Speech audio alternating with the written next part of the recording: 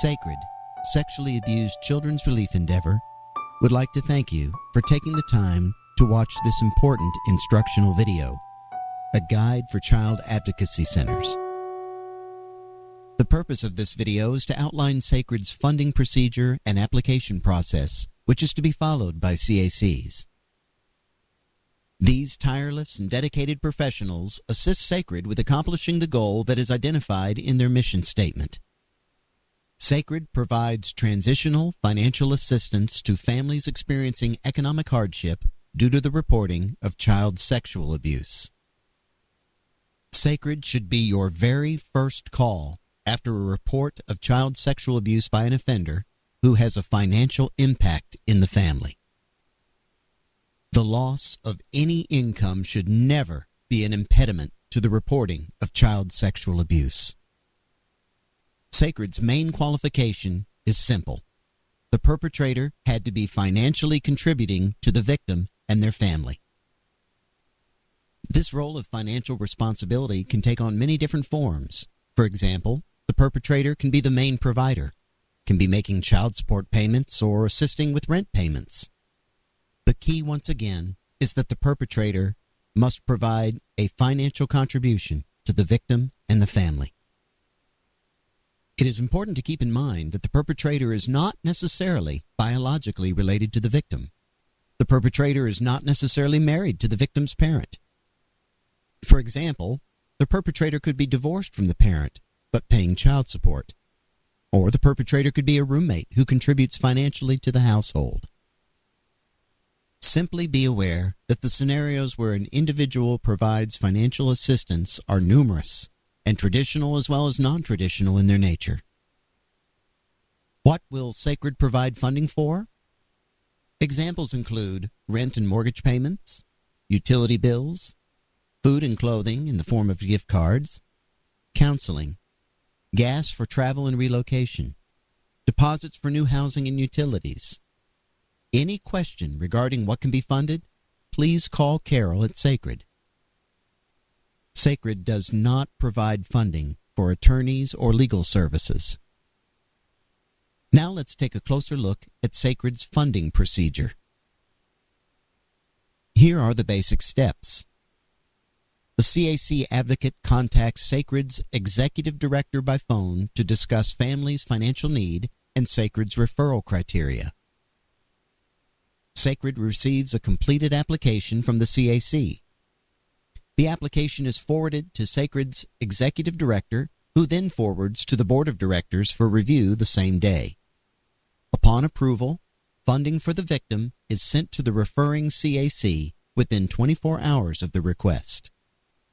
All funds are sent to the referring CAC, and no funds are sent directly to the family. Now let's take a quick look at the application process and the application form itself. The application is a single-page form that will be provided to CACs after they contact Sacred. The application can be filled out electronically and emailed back to Sacred for faster turnaround. The form has 3 sections. The top section will provide CAC and case information. Beginning at the top of the form, please provide the CAC's name in the left box. If the name has a different legal entity name, please provide that in the right box. Below, please provide the mailing address, including city, state, and zip code. This is the address where checks will be mailed. The next section below provides agency contact information.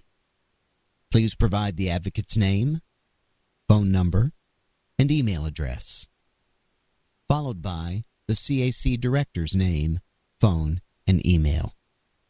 The last section asks for case information. Please provide the date that the report was made to the CAC, followed by the case number. Please confirm that this report alleges sexual abuse, followed by the alleged abuser's relationship to the child victim. Please also provide the child's age and gender. Finally, in the last box, please provide the number and ages of other children in the home. This information is requested solely to help assess the financial needs for the entire family. In the center section of the form, we request that you provide current financial status. In the top box, please provide the amount of any mortgage or rent, followed by any utility bills which may be due. Below are additional blanks where you can provide additional monthly expense items. Examples could be car payments, car insurance, food and clothing, and cell phone expenses. If you need additional room to list these expenses, please feel free to use an additional piece of paper. Please also use whole numbers when listing your monthly expenses. And most importantly, please provide your total monthly expenses in the bottom box on the left side. On the right side, please list the monthly employment income. This should be the net figure for the month, followed by any other monthly income. An example could be Social Security income. Additional blanks are provided for other sources of income, such as WIC, Section 8, alimony, and child support. Again, if you need more room, feel free to use another piece of paper, but please use whole numbers and please enter your current total assets in the box on the right. Also located in the center section is the Sacred Request box. This is where you'll enter your various expenses by type, such as rent and utilities. You'll enter the amount of the request for each item. Please list a vendor name and also provide a brief description for that expense item. If you need more room, again, please feel free to use a separate sheet of paper. Just be thorough. And enter your total request in the box at the bottom right corner. Sacred bases the application on a 30-day need. Therefore, advocates need to possess forward thinking. What does a family need to be able to pay for the first 30 days? That is the amount that should be requested. The victims cannot be expected to handle that responsibility. Advocates should also verify if there are any late payments which may also be due. Examples could be past due rent or late utilities. These amounts should be included in the funding request as well. At the very bottom of the application is a description box. Please use this box to briefly describe how the investigation into the sexual abuse allegations is impacting the family's immediate financial well-being. Note any urgent financial needs resulting from the investigation. If you need more space, please feel free to use the back side of the form. Finally, please provide the signature of the CAC staff member making the request, as well as the date.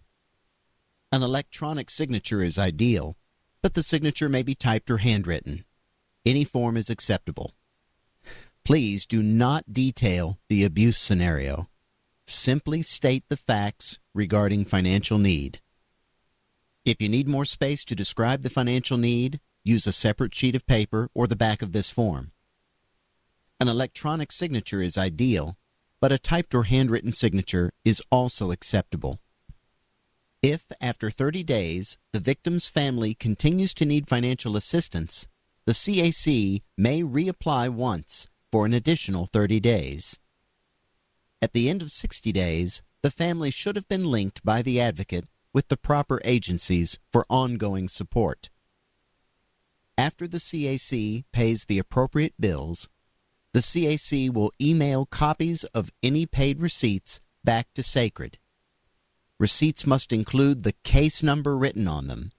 Please do not identify the victim or family on any receipts, as this would be a violation of federal HIPAA privacy laws. Here is a summarization of the 4 most critical things to take away from this video. Make Sacred your very first call. Please call Carol DeToma, 913-850-4550. Determine the family's financial needs for the next 30 days. Think past and future. Collect all receipts and verify all bills due. Never identify the victim or their family members by name on any document or receipt.